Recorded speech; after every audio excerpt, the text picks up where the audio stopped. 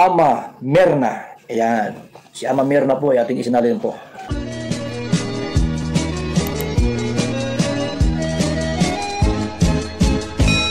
Hello, good morning! Nako, saya-saya talaga nitong aking i-share sa inyo mga kalingap. Kasi tama yung aking sinabi pala itong nakaraang mga videos ko, yung tukol kay Carla at kay Jomar. Nabanggit ko nga noon na mukhang may gusto nga rin talaga si Carla kay Jomar. At itong si Jomar ay nabanggit nga rin niya noon na gusto nga rin niya si Carla. Si Carla ay medyo nag-aalangan pa na sabihin kung may gusto ba siya kay Jomar, pero makikita naman talaga yan sa mga body language nila, sa pag-uusap nila, kung paano yung pagtrato niya kay Jomar. Kaya nasabi ko noon na si Carla ay meron siyang gusto kay Jomar. Itong video na ito, itong aking ipapakita sa inyo, ay panoorin niyo ng buong buo doon sa channel ni Kalinga Prab, dahil doon mapanood niyo ng buong buo yung tungkol kay Jomar at kay Carla, kung anong nangyari sa kanila, kung ano nga ba yung kaganapan bago umalis si Jomar noon papunta ng Hong Kong.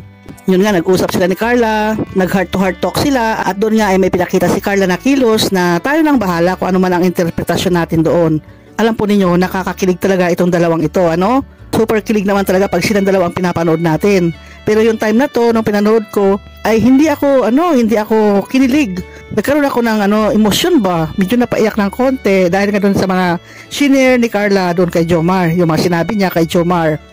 At yung kilos pati niya. Ito panoorin po natin para maintindihan po natin. Bahala na lang po kayo kung anong interpretasyon niyo rito. Tagal-tagal kaya nun. Eh ikaw, di mo ba ako mamimiss?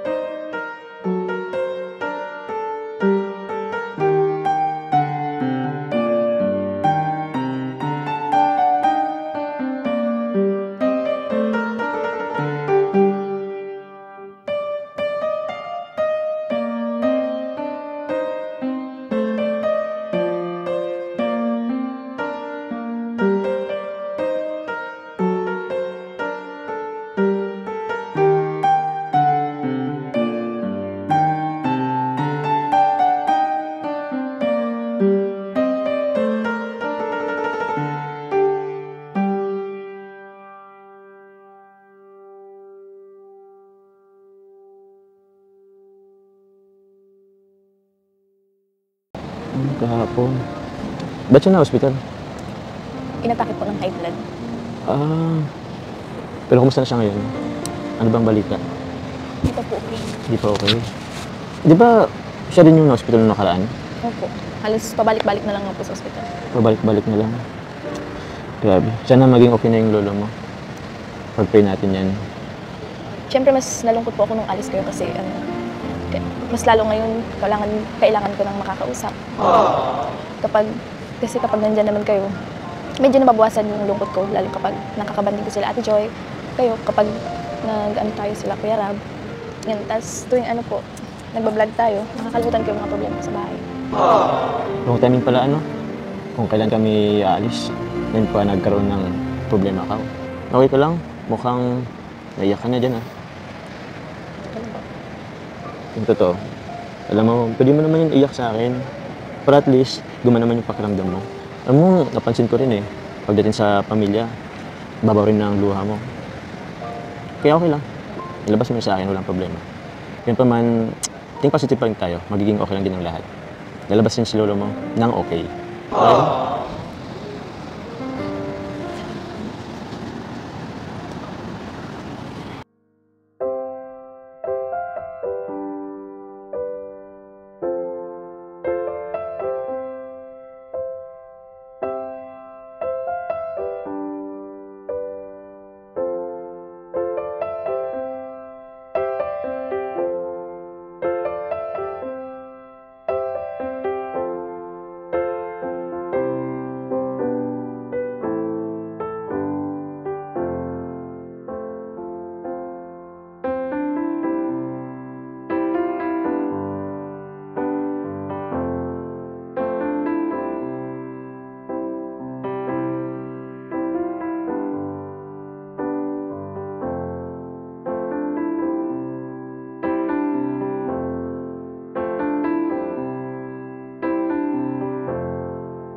Ramdam ko si Carla may gusto rin kay Jomar.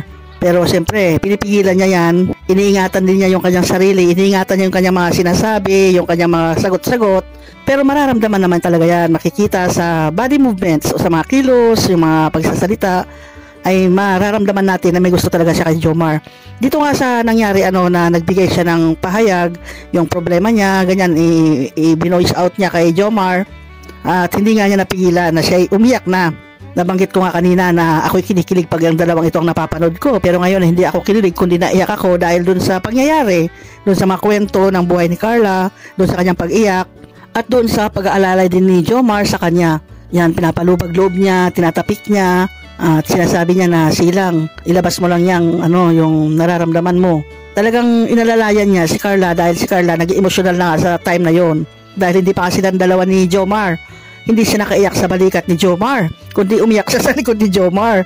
Ganun pa man, ayun ay pagpapahiwatig na pwede nang sandalan ni Carla si Jomar. Bagamat sa likod lang yung ginawa niya na siya ay sumandal doon o tumungo doon sa likod ni Jomar, na yun, understand na yun na malapit ang loob niya kay Jomar. Kasi kung wala kang gusto naman kay Jomar, hindi siya iyak ng ganun sa hindi ididikit yung mukha niya doon sa likod ni Jomar, di ba? Doon sa tagiliran ni Jomar.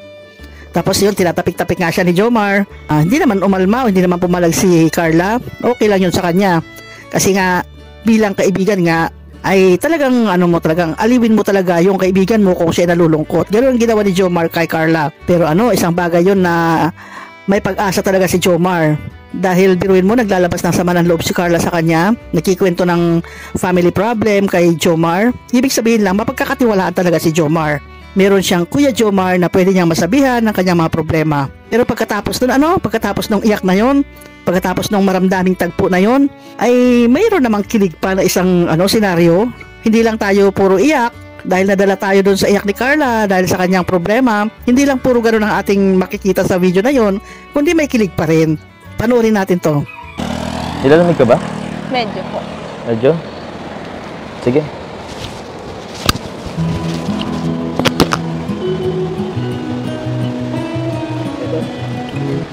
Ito, Carla. Since malamig ngayon, suotin mo muna to.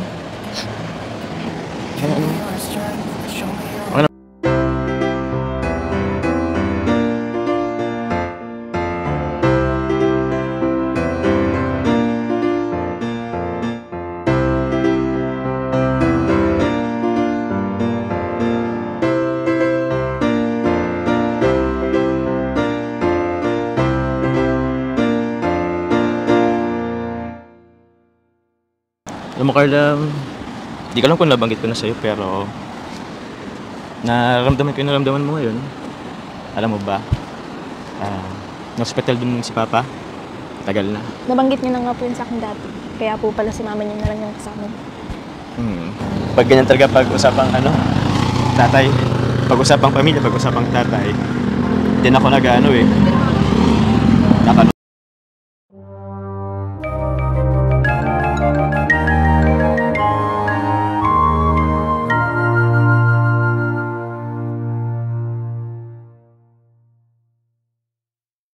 ayoko na masyadong isipin yun. Basta si lolo mo, alam ko, makakalabas si lolo mo. Tara, wag natin pag-usapan yun. Tara.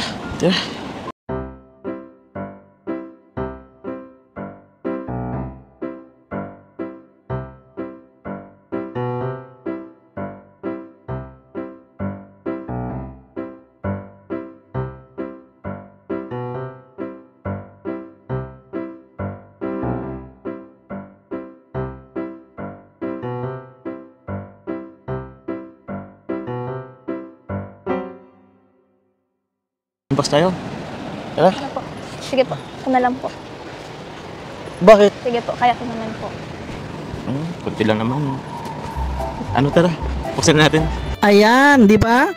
Hinawakan ni Jomar si Carla. Nag-holding hands sila bang naglalakad. Ay, hindi naman umalma na si Carla. Pinisil-pisil pa nga ni Jomar yung kamay ni Carla habang naka-holding hands. Ay, binaliwala na lang ni Carla yun. Hinayaan na lang niya kung anong gagawin ni Jomar sa kanya, yung pag-holding hands sa kanya.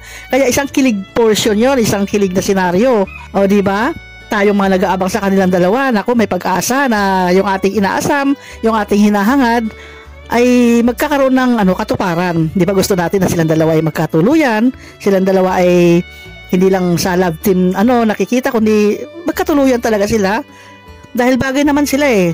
Si Carla maganda, si Jomar maitsura naman din. Si Carla mahiyain at si Jomar ay prangka, ganon. Match naman sila.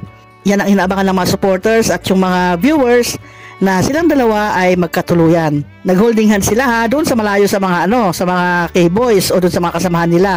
Kasi naglalakad sila doon sa tabi ng ng baywalk, ganon. Kaya okay lang na nag-holding hands sila. Pero anong nangyari nung babalik na sila doon sa Kalingap?